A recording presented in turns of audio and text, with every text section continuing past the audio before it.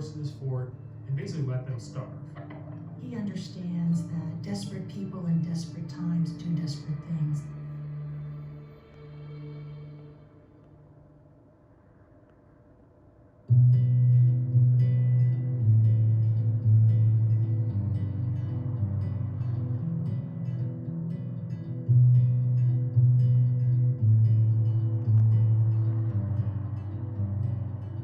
It's a little bit hard when you look out on that landscape to see what was here, which was these large Wapato ponds and flats and lakes. We had camas, and we had berries from the mountain. We had deer and elk. We had salmon. We had smelt. It was an incredibly wealthy place.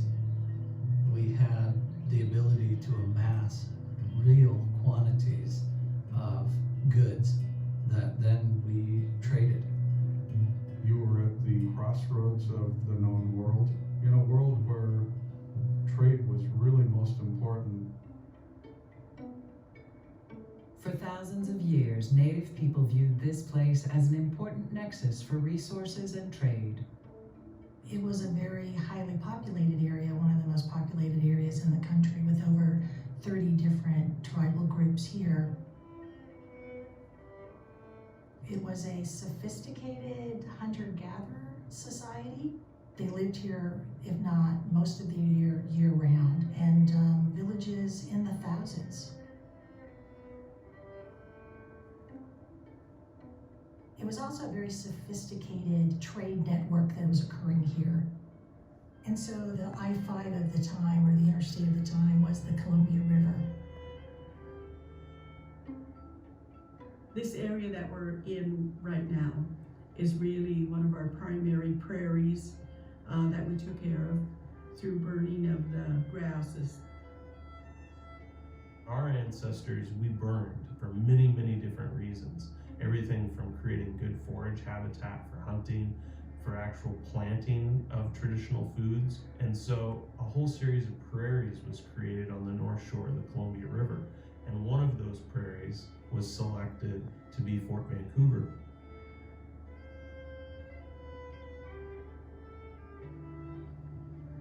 The plain that the native people cleared was very attractive to outsiders,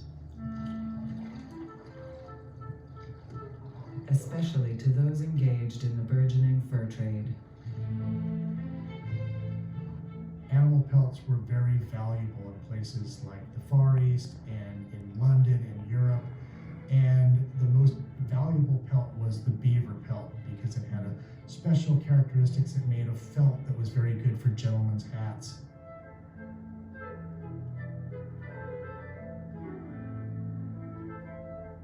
And so that was the goal that brought people out to the Pacific Northwest.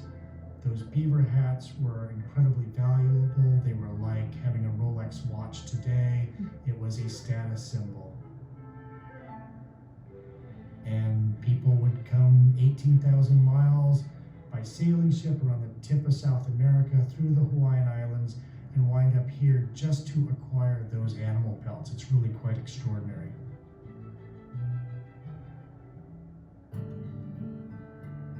The organization most prominent in this lucrative enterprise was the Hudson's Bay Company. In its heyday, this business controlled the fur trade throughout large parts of North America.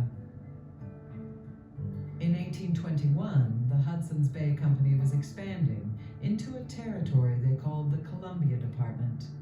It stretched from the Rocky Mountains to the coast, as far north as Sitka, Alaska, and as far south as present-day San Francisco. Appointed to head this department, become its chief factor, was a man named John McLaughlin. He would build and run the trading depot at Fort Vancouver, the hub of the Columbia Department. His direction was simple. It was make money for the company and create a clear presence, a very visible presence for Great Britain and its interest here in this new land. John McLaughlin was an individual very strong-willed, bright, certainly a leader, also also impetuous and quick to temper. He was also known for being fair-minded, and while a savvy businessman, he certainly also was known for being moral. But McLaughlin's role transcended mere business. The position of chief factor also had political implications. He is literally the law and the rule of the land for the British Empire. The Hudson's Bay Company is a royal chartered company, so they're really operating under the auspices of the monarchy of Great Britain. They are a force of British colonialism as well. They're colonizing while they're also making a profit. In the early 1800s, the United States and Great Britain had conflicting claims to a large piece of the Columbia Department. Eventually, the two countries reached a vague and uneasy accord. They agreed to share commercial rights and allow free settlement of the area. But in truth, the Hudson's Bay Company held a virtual monopoly on trade and was the de facto power in the region. A struggle for the total control of this territory would continue for decades to come. In the 1820s, the Hudson's Bay Company Governor-in-Chief, George Simpson, wanted to solidify the British advantage. Simpson was clear with McLaughlin: discourage Americans from settling in the territory. But throughout his tenure at the fort, McLaughlin would strive to maintain harmony with Americans. Situated as we ought to say nothing about the boundary question, as that is an affair of the government, but live in Christian peace and concord. The country is not worth going to war over. Here at Fort Vancouver, this fort with this palisade wall, it had many different functions, but one of the primary functions was the company had gentlemen employees and they had servant employees. Only gentlemen and their families were allowed to reside inside the fort. And the servants resided in a village which was a quarter-mile to the west from here. So social class here is really defined based upon where you live, if you're inside versus outside these fort walls. All the gentlemen of the company had a daily meal here in the chief factor's house, in the central dining hall, where you were required to actually come. They would discuss business. This really was the political center point, really, of the Oregon country during this time period. Almost every pivotal decision that the British fur trade made during this time period was made really in the dining hall here at the chief factor's house.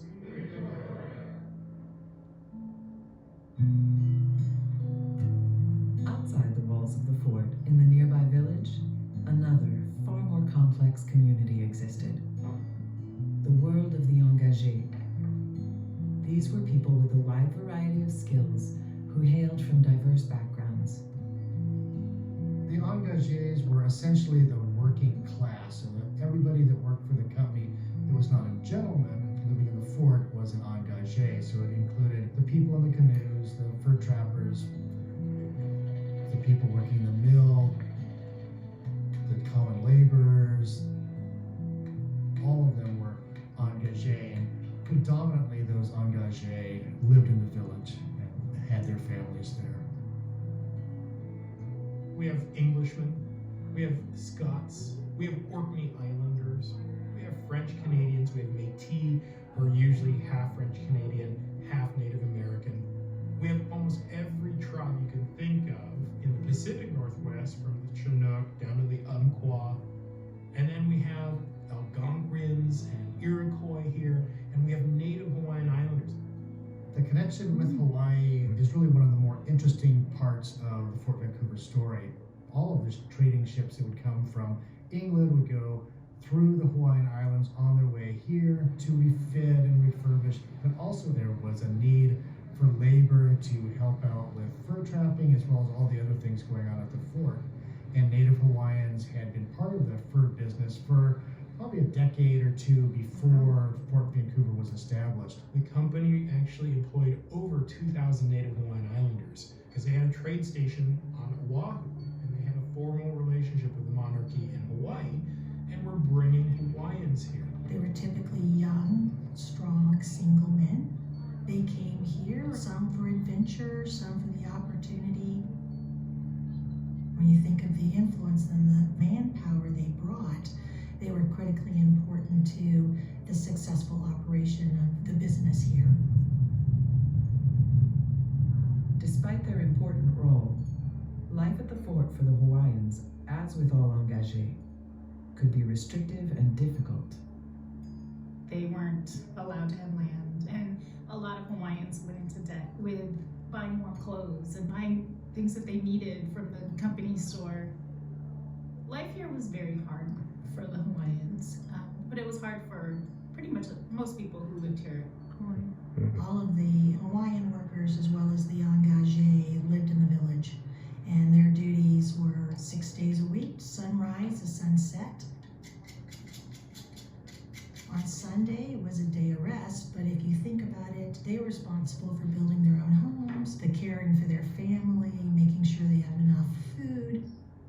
The workers were provided a salary and some clothing, but for the most part, that wasn't enough for themselves, much less for their families. You were engaged with the Hudson's Bay Company. You wrote a contract which was typically for 3 years. You could not quit during those 3 years. If you left your service before your service was up, they called you a deserter. And so they would send an armed party to go after you. And their punishment was to strap them to a cannon in front of the chief factor's house and bring all the employees together, and they would lash them. Usually it was 20 lashes. So it was a group punishment and demonstration of the power of the company, saying, do not desert, because this is what is going to happen to you.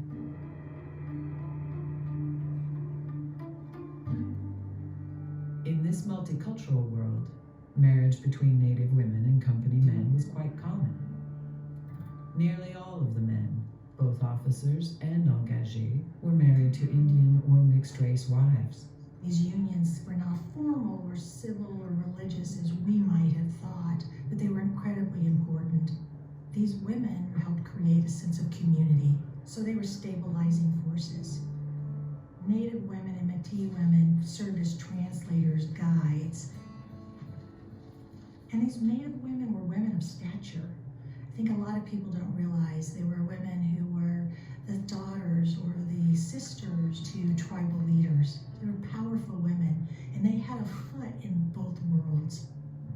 With regard to the Métis women, they would help set up or break down camps. They would do the cooking, they would prepare the clothing, they would gather the firewood. The success of the fur trade was greatly dependent on Native women and Métis women. Those women were indispensable. But not everyone understood or accepted these unions. As missionaries arrived from the Oregon Trail, discrimination against these women became more prevalent. Not even McLaughlin's wife Marguerite, of Native and Swiss ancestry, was exempt from this prejudice. There was the story of Reverend Herbert Beaver, who spoke of Marguerite as a woman of notoriously loose character, as a kept mistress to John McLaughlin. And so upon learning what the Reverend Beaver was saying about his wife, he took Reverend Beaver's cane and hit him on the head and shoulders. John McLaughlin required that his wife, Marguerite, be treated with respect and dignity.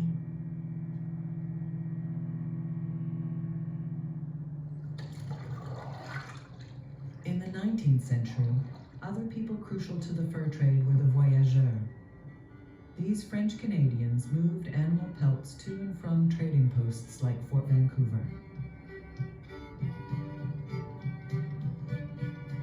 The voyageurs were the quintessential outdoorsmen of the past. They would come back with canoes filled with animal pelts pelts they were bringing back. And when they got close to the fort, they would change into their finest regalia and ribbons and colorful sashes and colorful hats, and they would come singing canoe songs.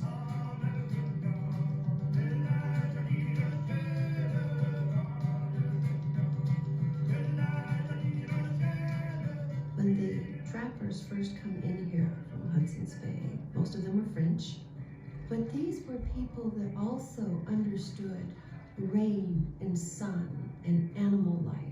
Now, furs were valuable because there was a demand for that, but they understood how one goes about to get them. So these are people that were pretty savvy about earth connections. They were essentially camping, canoeing. Their entire life was pretty much outdoors. In many cases, they've intermarried with indigenous people, and their children were called Métis. So when these people came in, they were people who were part of our lifestyle as Indian people. It didn't matter the color of their skin because they lived with us and they worked with us.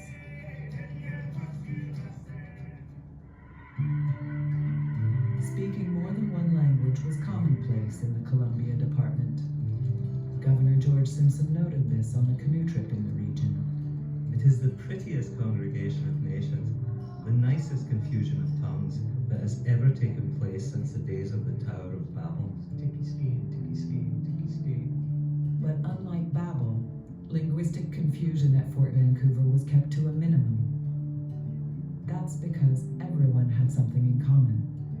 A jargon based on the Chinookan language, but peppered with influences from many other tribes and countries. There's this reduced form of Chinookan that's called Chinooquawa that at one time many people in the Pacific Northwest knew. But it really was a pidgin language, meaning that it was just used by adults who needed bare bones communication. Then there's children being raised with Chinooquawa as a common language. Those kids always had their parents' languages. So it could be Hawaiian and Scottish, it could be Chinook and whatever, right? These kids were getting raised in those situations and they were taking the language and creolizing it.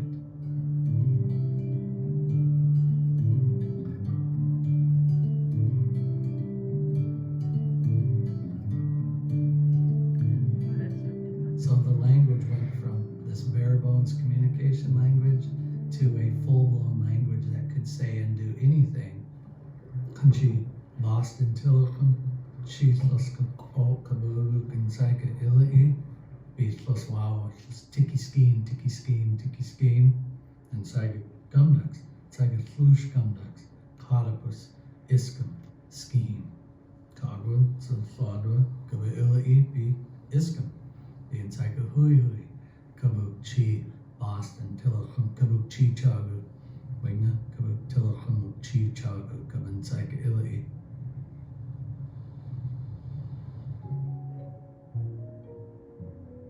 Disease had always been one of the most terrible outcomes of contact for Native people. Those who lived near Fort Vancouver suffered unimaginable loss. Between 1750 and 1850, about 98% of all people died. And that is immense. It's immense for its impact that it had on not only Native societies, but also what early settlers were interfacing with. These were not tribes that were at the height of their strength. In 1829, the fever and ague first came, and it came every summer for a number of years after that. Fever and ague, we believe, was probably malaria, and it had a devastating impact on the local indigenous tribes all up and down the lower Columbia region. There's whole areas that aren't occupied. Villages have collapsed down on one another. There were entire villages that were completely wiped out where people canoed by and saw just bodies on the beaches. Many of the people in the fort also became sick, but they had quinine and they had other treatments that were more effective medicine for everyone. And so they think that some of the people just came to the fort because they knew that somebody would take care of their body when they died.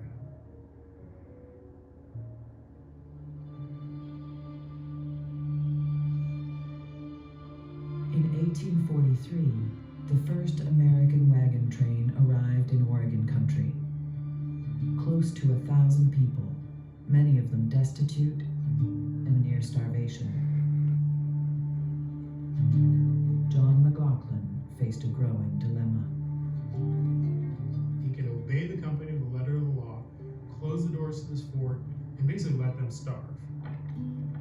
But I think he knew deep down, this was just the tip of the spear of the immigration. More are gonna come. And this was 1,000. He had 200 employees. So if next year 2,000 or 3,000 show up and they learn that 1,000 Americans were left to die of starvation, they were not going to be very happy. He understands that if I don't do business with the settlers, desperate people in desperate times do desperate things. They may storm the fort, they may take what they need in order to survive. But I also think you get back to that sense that he was a moral man and he felt an obligation to help the settlers. In a dramatic move, McLaughlin extended $35,000 in credit to the new arrivals with little expectation of being repaid. What else could I do as a man having a spark of humanity in my nature? I did not invite the Americans to come. To be frank, I greatly regretted their coming. But they did come, covered with the dust of travel, worn out by fatigue, hardships, and dangers. They came without food or raiment. I fed them and clothed them.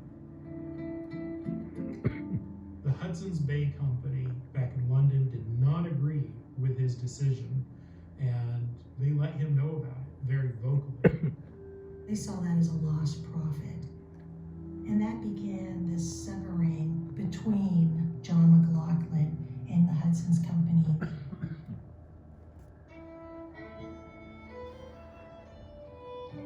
Meanwhile, presidential candidate James K. Polk was calling to expand the U.S. into the far reaches of the Columbia Department. His slogan was 54-40 or fight. But Great Britain was in no mood to fight. Great Britain had already fought 2 wars with the United States, both the Revolution and the War of 1812. They were like, we don't want to fight another costly war on the other side of the Atlantic. So really, Great Britain was putting out the peace feelers and started negotiating with the United States on how can we solve the Oregon country problem.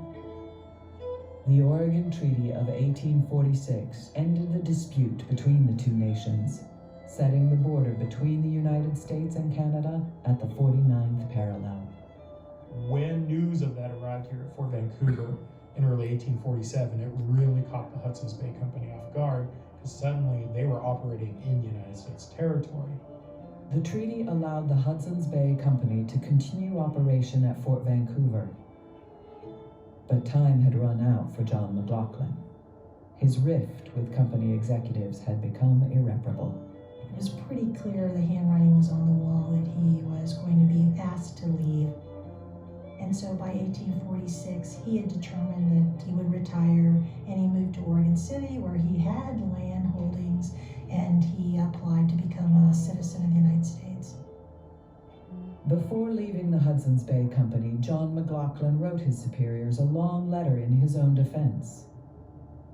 In acting as I have done, I firmly believe that time will prove that I have not only fulfilled the dictates of humanity, but most effectually promoted the best interests of the company. McLaughlin would die a mostly forgotten man in 1857.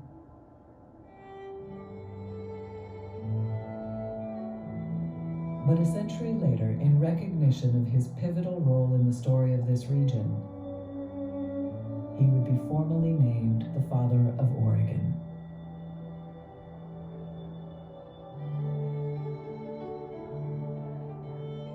In 1849, the United States Army arrived at the fort and rapidly set up the Vancouver Barracks. The Hudson's Bay Company would continue to do business in the area until 1860. But over time, profits were stifled by tariffs, and relations with the Army became strained. So they gave the keys of the fort to the U.S. Army, and they said, take care of it for us. We are suing the United States government for the value of this property. So what's amazing is for 6 years, the U.S. Army managed the remnants of this fort. They weren't doing any repairs, and there's evidence that there were holes in building roofs and things like that. And then in 1866, a mysterious fire started. A newspaper recorded that the fire seemed to be in about 12 different locations at once, and 500 soldiers stood by and watched it burn. Fort Vancouver became no more than it burned to the ground.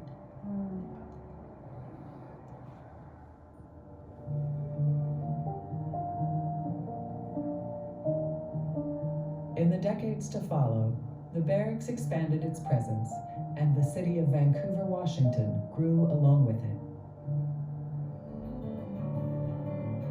Then, in 1947, the National Park Service sent archaeologist Louis Kaywood to Vancouver to search for the remains of the fort.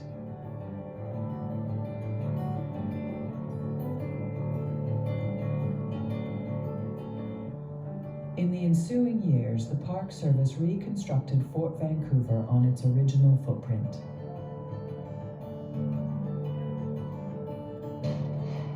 Archaeological work continues to this day.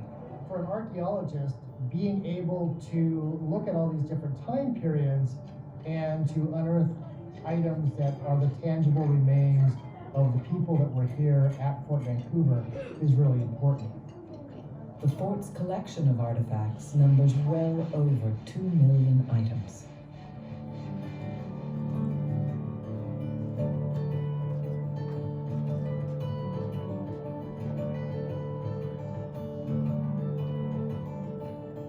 And each year, over 1 million people visit. The story of all those who once lived here is told anew. This place brought so many diverse peoples of different cultures, different races, different religions, and they came here and lived fairly harmoniously together. The history here is one that is so relatable, and it ties to so many different people, and so it resonates with everyone.